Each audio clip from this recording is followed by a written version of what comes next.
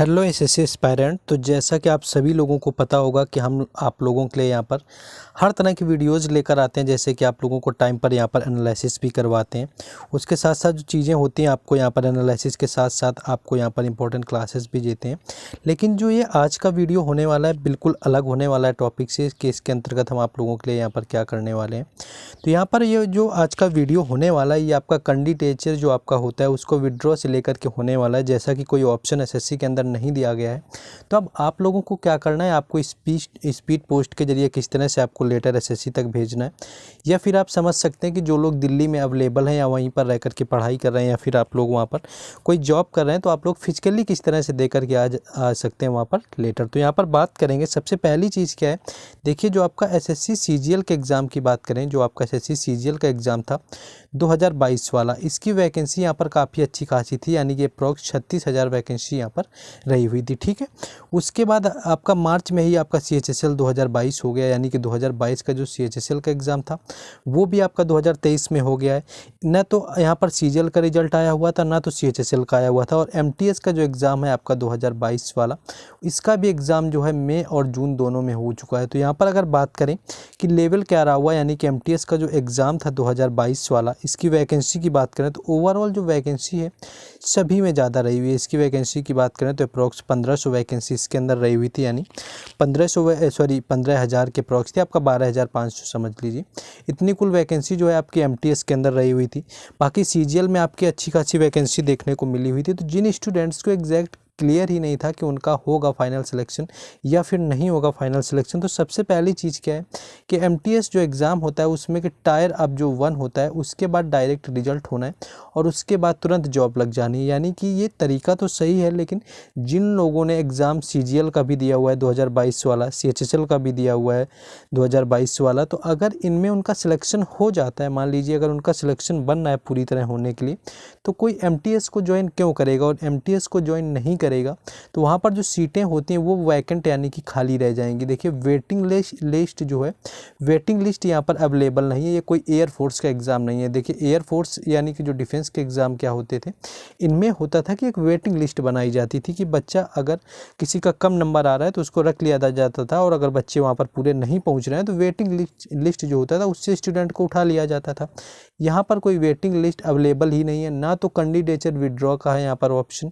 तो देखिए बहुत सारे लोग हैं स्टूडेंट, उन्होंने एग्ज़ाम इसलिए दिया हुआ है एमटीएस का कि अगर उनका सीजीएल में ना होगा, सीएचएसएल में ना होगा, तो वो जाकर के एमटीएस को ज्वाइन कर लेंगे। लेकिन अगर जिनको सीजीएल या सीएचएसएल की जॉब मिल जाएगी वो एमटीएस को ज्वाइन क्यों करेंगे। और एमटीएस की जो वैकेंसी है वो 12,500 प्लस है, जो कि काफ़ी अच्छी खासी वैकेंसी है।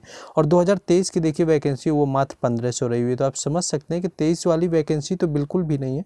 तो यहाँ पर क्या है कि यहाँ पर जो सीटें होंगी वो वैकेंट चली जाएंगी जो सीएचएसएल और सीजीएल के स्टूडेंट होने वाले हैं। तो इस तरह से यहाँ पर ना तो विड्रॉल का आपका ऑप्शन है कैंडिडेचर का, और ना ही कोई वेटिंग लिस्ट बनाई गई है। तो ये क्या करना है कि हम लोगों को सबके लिए मुहिम है, केवल एमटीएस एग्ज़ाम के नहीं लिए, जो भी एग्ज़ाम आगे होने वाले हैं सब एग्ज़ाम के लिए किया जाएगा कि किस तरह से यहाँ पर अगर कैंडिडेचर विड्रॉ को ऑप्शन दिया जाए एसएससी की तरफ से, या फिर कुछ ऐसा पोर्टल बना दिया जाए ऑनलाइन, जैसे कि ऑनलाइन पोर्टल बनता है, हम लोग फॉर्म फिलअप करते हैं, तो उसमें ही जाके किस तरह से सब लोग जा करके वहाँ पर जो है अपना कैंडिडेचर को जो है तो वहाँ पर हम लोग कैंसिल कर सकें कि हमें एमटीएस का जॉब नहीं ज्वाइन करना है। तो इस तरह से आपका होने वाला है। तो इसके लिए लगातार ट्विटर कैंपेन भी चलाया गया है, सारी चीज़ें यहाँ पर हुई हैं।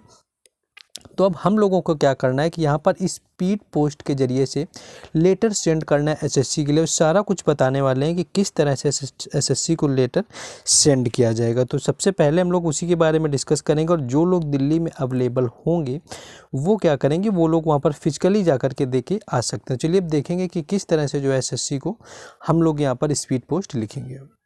देखिए बिल्कुल ध्यान से देखिएगा, कुछ इस तरह का आपका फॉर्मेट रहना है। 2S6 QM+8x9 SSC head office, Lodhi road, CGO complex, Pragati Vihar, new Delhi, यहाँ पर 110003 फ्रॉम एसएससी एस्पायरेंट 2022।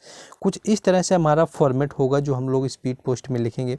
सब्जेक्ट जो होगा आपका ये होगा, request for candidature verification feature for MTS post 2022। तो इस तरह से डालेंगे जो कि कैंडिडेचर आपका विड्रॉ से संबंधित होगा कि रेस्पेक्टेड सर और madam, I request to SSC to start the facility of verification of candidate for MTS post 2022। At present there are many candidate who have selected on other SSC posts, they cannot withdraw their MTS candidature, which will lead to vacant post around 5000, यानी कि 5000 के करीब जो post होंगी वो खाली चली जाएंगी।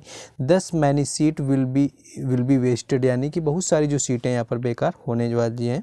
तो we request you to bring candidature verification form on your portal alike preference form in CGL and CHHL, यानी कि जिस तरह से प्रेफरेंस का यहाँ पर होता है CGL और CHHL में, उसी तरह से कैंडिडेचर वेरिफिकेशन का भी पोर्टल लाया जाए कि किस तरह से उनको ज्वाइन करना है या MTS का नहीं ज्वाइन करना है, तो उन्हें आसानी हो यहाँ पर बताने के लिए, जाकि जिनका CGL और CHHL में हो चुका है एग्ज़ाम। और एक रिक्वेस्ट उन लोगों से है जो लगातार कई बार एग्ज़ाम दे के सिलेक्टेड होने के बाद ये प्रूव करने में लगे रहते हैं कि हाँ हमने इतने एग्ज़ाम निकाले, तो ये चीज़ें छोड़ दो।